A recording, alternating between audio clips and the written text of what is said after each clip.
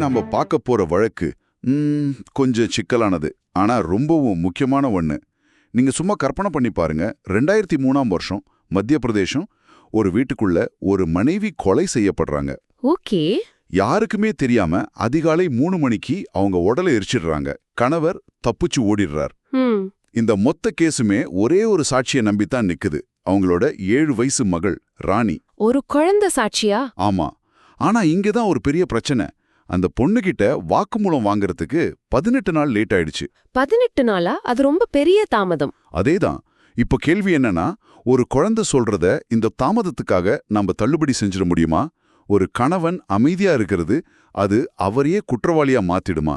வாங்க, மத்திய பிரதேச அரசுக்கும் பல்வீர் சிங்குக்கும் நடந்த இந்த வழக்கோட உச்சநீதிமன்ற தீர்ப்பை வச்சு இத பத்தி கொஞ்சம் ஆழமா பேசுவோம். சரி, இந்த வழக்கின் சட்டப்பயணமே ஒரு த்ரில்லர் மாதிரி தான் போயிருக்கு.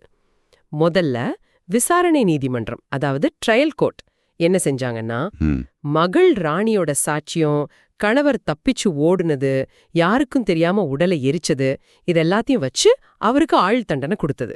சரி, இது நேரடியான தீர்ப்பு மாதிரி தெரியுது. ஆனா உயர் நீதிமன்றத்துக்கு போனப்போ கதை அப்படியே தலைகீழா மாறுச்சு.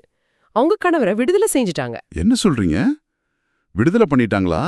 ஏன் அந்த 18 நாள் தாமதம் தான் காரணமா? அதேதான். உயர் நீதிமன்றம் என்ன சந்தேகிச்சாங்கன்னா, அந்த 18 நாளும் குழந்தை அவளோட தாய்மாமன் கூட இருந்திருக்கா. ஓகே. அந்த தாய்மாமனுக்கும் கணவருக்கும் ஏற்கனவே பகை இருந்திருக்கு.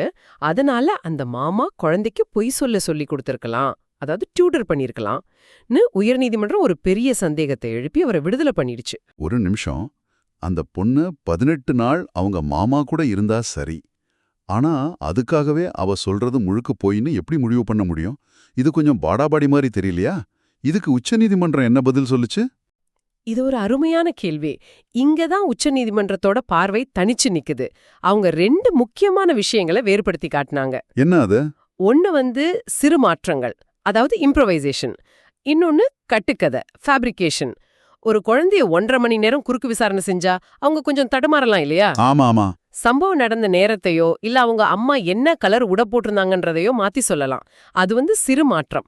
ஆனா ராணி, அவ அப்பா அம்மாவை அடிச்சார், காலால் கழுத்தை நெரிச்சாருன்ற மூல கதையில கடைசி வரைக்கும் ரொம்ப உறுதியா இருந்தா. அப்ப அவனோட கோர் ஸ்டோரி மாறவே இல்ல. மாறவே இல்ல. அதுதான் அவ சொல்றது கட்டுக்கதை இல்லைன்னு நிரூபிச்சது. வாக்குமூலம் பதிவு செய்யறதுல ஏற்பட்ட தாமதம் புலனாய்வு அதிகாரியோட தப்பு, குழந்தையோட தப்பு இல்லைன்னு நீதிமன்றம் தெளிவா சொல்லிட்டாங்க. சரி, குழந்தை சொல்றத நம்பலான்னு கோர்ட் முடிவு பண்ணிடுச்சு. ஆனா அது மட்டுமே ஒருத்தருக்கு ஆயுள் தண்டனை கொடுக்க போதுமா? கணவர் நான் செய்யலன்னு சொல்லிட்டா என்ன பண்றது? வேற ஆதாரம் வேணுமே. இங்கதான் சட்டத்தோட சொல்லப்போனா ஒரு புத்திசாலித்தனமான பகுதி வருது. அதுதான் இந்திய சாட்சி சட்டம் பிரிவு 106. அதோட 4 சுவர்கள் கோட்பாடு. 4 சுவர்கள் கோட்பாடா? அப்படின்னா பொதுவா ஒருத்தர் தப்பு செஞ்சாருன்னு நிரூபிக்க வேண்டிய பொறுப்பு அரசாங்கம் பக்கம்தான் இருக்கும். ஆனா ஒரு சம்பவம் 4 சுவருக்குள்ள அங்க இருந்தவங்களுக்கு மட்டும் தெரிஞ்சு நடக்கும்போது சட்டம் சொல்லுது என்ன நடந்ததுன்னு விளக்க வேண்டிய கடமை உங்களுக்கு இருக்குன்னு. ஓ, அப்ப பொறுப்பு மாறிடுது.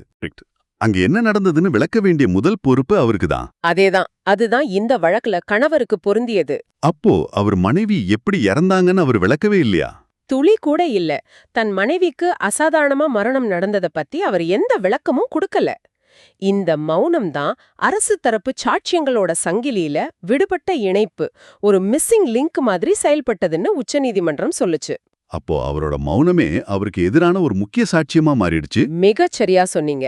அப்போ கடைசியில என்னதான் ஆச்சு? உச்சநீதிமன்றம் உயர்நீதிமன்றத்தோட தீர்ப்பை ரத்து செஞ்சு விசாரணை நீதிமன்றம் கொடுத்த ஆயுள் தண்டனையை உறுதி பண்ணிட்டாங்க. ஆமா, இந்த வழக்கிலிருந்து இது தெரிஞ்சுக்க வேண்டியது 2 விஷயம். பொதுமக்களுக்கு, உங்க வீட்டுக்குள்ளேயோ இல்ல உங்க முன்னாடியோ ஒரு துயரமான சம்பவம் நடந்தா அது பத்தி விளக்க வேண்டிய கடமை உங்களுக்கு இருக்கு. மௌனமா இருக்கிறது உங்களுக்கு எதிரா திரும்பலாம். ஆமா, சட்ட வல்லுநர்களுக்கு இது ஒரு முக்கியமான முன்னுதாரணம். தாமதங்கள் இருந்தாலும் குழந்தைகளின் சாட்சியத்தை எப்படி சரிபார்த்து ஏத்துக்கிறதுன்னோ, பிரிவு 106ஐ பயன்படுத்தி ஆதார பொறுப்பை குற்றம் சாட்டப்பட்டவர் மேல எப்படி மாத்துறதுன்னோ இந்த தீர்ப்பு வழிகாட்டுது. ஆமா. இறுதியா இந்த வழக்க விட்டு வெளியேறும்போது உங்களுக்கு ஒரு சிந்தனை.